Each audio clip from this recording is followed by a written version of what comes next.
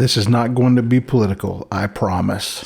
So, I've got a pretty decent whiskey collection. Now, I'm not saying it's as big as some folks here in Kentucky, but I've got a few bottles worth showing off.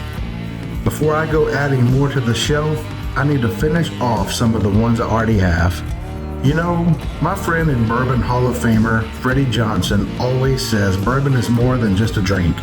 It's about the stories we create while sharing it with others. Each episode of Last Pour is my way of honoring that idea by sharing the stories behind the bottles as I enjoy their very last pour.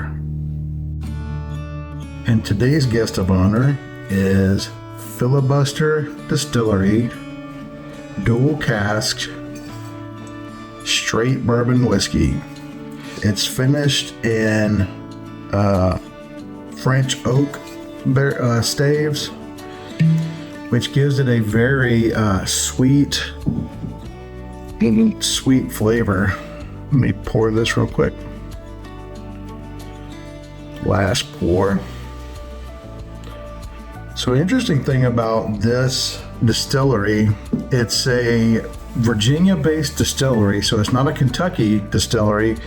They're very close to Washington, D.C., but I was so impressed with this when I first tasted it. No offense to any of my distilling friends in Kentucky, but I would put this up against anything that Kentucky puts out. It is a very complex, very sweet, very delicious bourbon.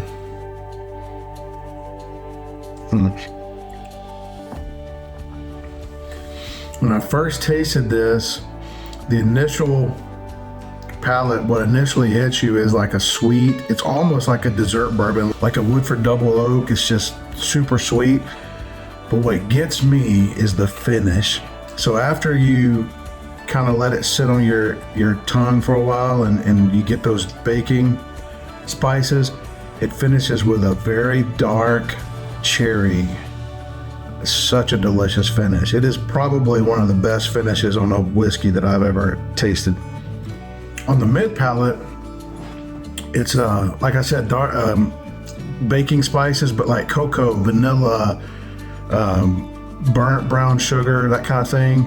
So what I love about this bottle, and I'm super sad to see it go, is I found this bottle when I was on a work trip with a buddy of mine, Michael Holtz. And he and I are work buddies, but we're also, we're both into bourbon. We like to share bourbons with each other. And we were on a work trip to Washington, D.C. about a year ago. And we were in a restaurant. And when I go on work trips or any kind of trip, really, I like to reach out and see what the local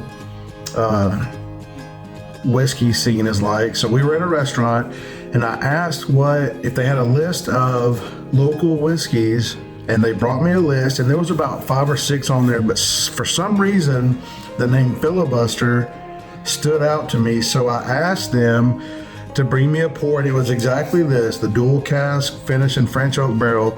I asked them to bring me a pour of this, and they did. And when I tasted it, I immediately fell in love with it. So much so that I made Michael, he was driving that trip, I made him find a local liquor store so we could buy a bottle. And so I bought a bottle. And like I said, this is the last pour. And I've been hanging on to this pour for a while because it is so delicious.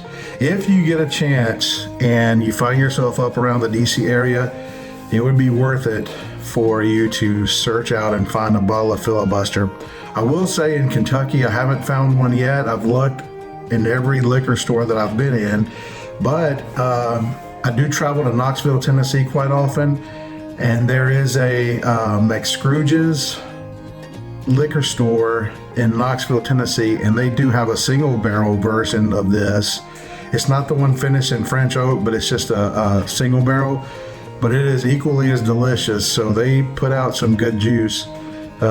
So that's just a tidbit if you're ever around the Knoxville area. I don't know where else it would be. I haven't found it anywhere else other than around DC and Knoxville, but It is this is one that is certainly worth you searching out.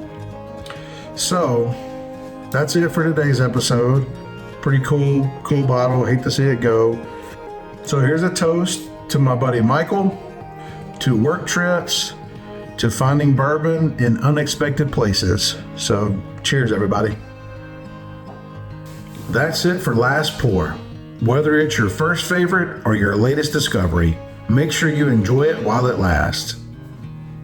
See you next time.